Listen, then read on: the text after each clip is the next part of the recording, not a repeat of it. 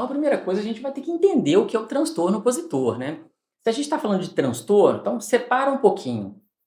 Porque isso é importante, porque como existem crianças que são opositoras, tá, e isso é da natureza da criança, a gente tem que dividir. Poxa, é comportamento da criança normal, a gente vai falar isso aqui, ou é um transtorno? Para ser transtorno, gente, tem que ter, um impacto, não é coisa passageira. Inclusive a gente vai ver ali nos critérios definitivos, algumas questões de tempo, idade, frequência, tá. Então entenda, se é transtorno, não é passageiro, é persistente, tá. E tem que ter impacto, impacto na criança, impacto em você, mãe, impacto na escola.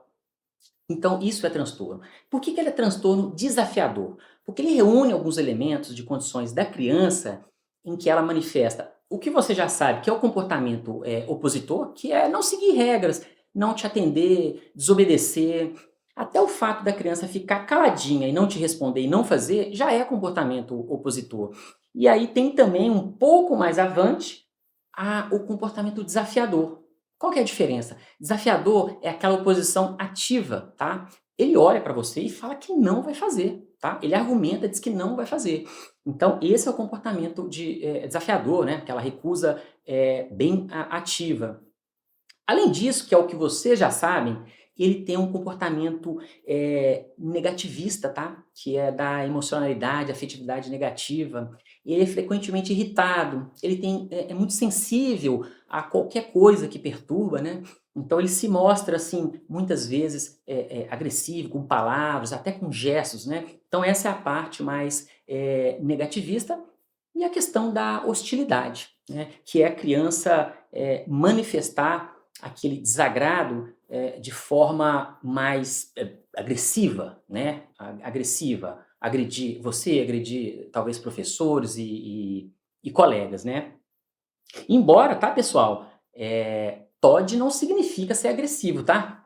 A agressividade é um elemento à parte, tá, e ela, claro, se você tem problema de regular emoções, né, na hora da raiva você está mais propenso a ser, agressivo. Agora, por questões até de experiência, tá, grande parte dos TODs não são necessariamente, agressivos, tá. Então assim, vamos afunilar a característica do transtorno com relação a essa duração, né, a persistência e o impacto, né. Ó, guarde isso, tá. Sem isso, sem esse primeiro passo, na minha opinião, é impossível, tá, lidar com o TOD, que é reconhecer as 2 dimensões. Uma, todo mundo já sabe, que eu falei, comportamento opositor, desafiador, mas a outra dimensão é com relação ao afeto, ao humor, né, o humor da criança, o humor irritado, um problema com as emoções, tá. E em vários sentidos, tá. Ele é muito sensível a qualquer estímulo negativo, então ele se frustra muito rápido. E quando ele é frustrado, ele não consegue lidar. Então vem aquelas, reações todas, né, diante do não, e qualquer coisa que seja para ele um obstáculo, né, de conseguir o que ele quer.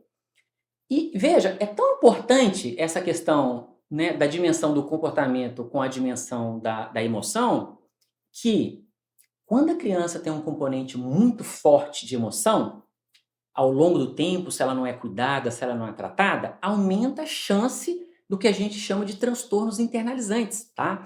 Depressão, ansiedade, infelizmente, tentativas, de suicídio e essas coisas que são do coração para dentro da criança, tá? E na criança que é fortemente opositora, desafiadora, começa com questão de agressividade, aumenta a chance dela agravar esse transtorno, né, e às vezes, começar a evoluir para um outro transtorno, que é o transtorno de conduta, que não é a mesma coisa. A gravidade é no sentido do impacto, né, a criança com transtorno, de conduta, ela passa a invadir, tá, as regras sociais mais importantes, leis, depredação de patrimônio público, ela pode furtar, enfim, e isso não é coisa de TOD, tá? Então, veja a importância de reconhecer esses 2 elementos, né. Quando a gente fala de impacto e persistência, e depois eu vou falar para vocês por que que isso é importante, porque outras condições, a criança pode desenvolver uma espécie de TOD e ser curta duração. Por exemplo, um estresse pós-traumático em criança abaixo de 6 anos, os sintomas podem ser de TOD, ou um transtorno de adaptação, um evento grave que aconteceu na vida da criança, né? Não necessariamente traumático, né? Então, o transtorno de adaptação é diferente de estresse pós-traumático, e a criança pode evoluir, sim, com sintomas de TOD, né? Sintomas, aliás, qualquer criança pode ter esses sintomas em curta duração. Então, é muito importante que essa persistência seja, quando ela começa a ser avaliada, de no mínimo 6 meses, tá? Outra coisa que é importante saber é, por isso que a gente avalia crianças abaixo de 5 anos, tá? E crianças acima de 5 anos, né? Na verdade, não é uma regra rígida, mas é muito mais difícil a gente avaliar uma criança de 3 anos, tá? Com a característica, às vezes ela tem umas características de temperamento, pode ser uma criança mais irritada e por circunstância de várias coisas, ela pode começar a manifestar isso e aí então que por isso que essas crianças menores a frequência ela é considerada muito maior, tá? Para que essa criança abaixo de 5 anos seja classificada como TOD, né, eu já falei, 6 meses, pelo menos, mas ela tem que ter os sintomas todo dia. Todo dia ela vai ter, você, mamãe, você vai ter um problema com essa criança. Pode até não ser um ataque severo, grave, de fúria, de raiva, mas você vai ter problema com ela todo santo dia para que se configure um TOD. Já nas crianças, enfim, mais velhas relativamente, né, acima de 5 anos, aí você considera que você pode ter esses problemas, no mínimo uma vez por semana. Então, por isso que a idade é um pouco não, é muito importante. E eu acho até por experiência, por isso que quando você vai procurar uma unidade, alguma coisa, seu filho ainda está muito pequenininho, eles vão falar alguma coisa nesse sentido, né? Embora isso seja verdade, eu ainda acho que esse era o momento, assim, da gente, sei lá, como sociedade e a saúde, poder ajudar mesmo as mães que têm problemas com crianças mais novinhas, né? Outra coisa do TOD é que vai ter que ter impacto. Quando eu falo impacto, gente, é sofrimento, tá? Não é assim um certo incômodo. Tem que ter um sofrimento, tem que ter repercussão na escola, vai ter repercussão na família, consequentemente, vai ter problema de relacionamento da criança com os pares, né, com as outras crianças. Ela pode ser excluída, ela pode ser uma criança evitada, e aí você sabe, é uma bola de neve, né? A criança começa com mais autoestima, a reagir com mais agressividade, então essas coisas vão aumentando. E claro, como ela causa um monte de problema e ela tem essa questão de fortemente se opor, ela não vai querer respeitar as regras lá da escola e vai ter também problema de aprendizado. Às vezes a criança é inteligente, é super capaz, mas vai ter um problema de aprendizado, né? Olha, e de forma geral, tá? Quando se calcula quantas pessoas, quantas crianças vão ter esse transtorno, isso varia porque as pessoas vão fazer um estudo, tá? Para avaliar essa estatística, mas de forma geral é em torno de 3%, tá? Em torno de 3%, né? Isso vai variar 1% em alguns, 8% em outros. Na média, em torno de 3% das crianças vão ter diagnosticadas, vão ser diagnosticadas com TOD, tá? E uma coisa que vocês vão perceber também é que ele é mais frequente em meninos, tá? Antigamente achava que era muito maior essa diferença, tá? Hoje a gente entende que a cada 3 meninos que tem TOD, 2 meninas vão ter. Quer dizer, 1,5 vezes, né, mais meninos do que meninas, mas isso na infância, tá? Porque quando você vai avaliar isso na adolescência, esse número empata. É 1 para 1, tá? Talvez a gente considere mais, talvez deixe passar batido mais as meninas, porque o tipo de agressividade que elas costumam fazer é um pouco diferente, né? É chamada agressividade relacional. Dá muito problema de brigas na escola entre elas, essa coisa de falar mal, fofoca, exclusão, tá? E elas não vão assim, geralmente, né? As meninas não vão para as vias de fato, que é brigar mesmo, né? Trocar enfim, tapas, essas coisas. Como o menino é muito mais frequente, ele é mais reconhecido. Então, de forma geral, a frequência é essa, tá? Quando é criança, para cada 3 meninos, 2 meninas, na adolescência isso empata 1 para 1. Outra coisa que eu chamo a atenção de vocês, que naturalmente no desenvolvimento da criança, mesmo que ela seja uma criança talvez um pouco mais irritadinha, uma criança mais difícil, tá? ela tende a melhorar. E existe uma faixa, tá, mamãe? Entre 3 e 5 anos, tá?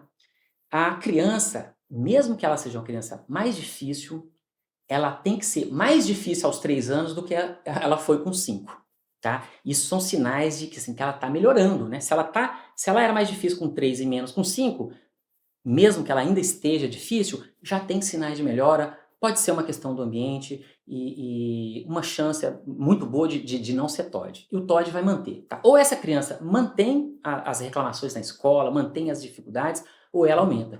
Isso é uma coisa, uma dica bem legal para você ter aí, para poder, inclusive, você dizer isso, né, para o médico, para psicólogo, olha, ele não está melhorando entre os 3 e 5 anos, tá? Porque é uma questão de desenvolvimento mesmo, tá? Agora é o seguinte, eu vou falar rapidamente aqui, para vocês entenderem por que essa confusão aí, se TOD existe ou não existe, tá? Vou ser bem sucinto aqui, tá? Para vocês entenderem a história do TOD, tá? O TOD, como qualquer outro, tá, gente? Seja o autismo, seja o TDAH, ele é primeiro descoberto por uma questão de achado clínico, uma pessoa reconhece aquilo como diferente, ela começa a estudar.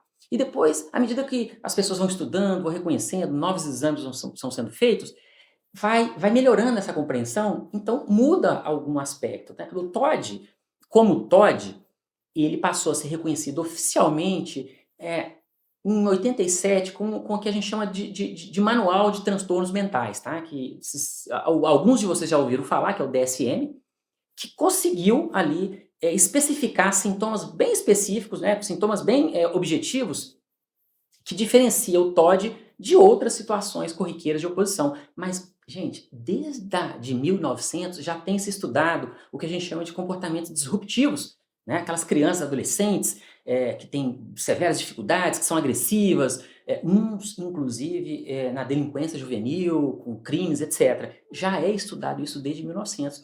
Então, assim, quando começou a década de 1940, começou, assim, a especificar que isso não é normal, e já começou a ver que, assim, poxa, tem uns comportamentos opositores que não são iguais os que a gente vê de criança normal, que a gente inclusive usa técnicas para melhorar, esse pessoal não melhora, então tem uma coisa aí. E aí começou a mirar, né, esse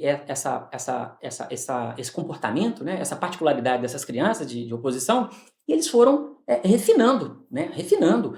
Tanto que no segundo, né, DSM, eu falei do terceiro em 87, no segundo em 1968 já teve uma classificação assim, ó, falaram que era a reação de ajustamento. Então, assim, TOD é mais recente, mas o conceito, essa ideia de TOD já é de mais tempo, tá? Isso é uma coisa, assim, recente agora. Já identificaram e classificaram que isso não é normal, tá? Isso foi se aprimorando, e aí teve um avanço, né, gente, de questão genética, de poder fazer exames de imagem, estudos, né, das questões biológicas, e aí chegou-se à conclusão de que realmente esse transtorno tem uma parte emocional, ele tem uma parte comportamental, envolve questões genéticas, envolve questões biológicas, e hoje, né, a gente está na quinta versão do DSM, e essa classificação ela é muito mais objetiva e tende a ficar cada vez mais, tá? Então essa é a história bem resumida para vocês de que o TOD não é uma coisa tão nova em termos de conceito, tá? Só que a gente depende de avanços científicos para a gente poder ser mais exato.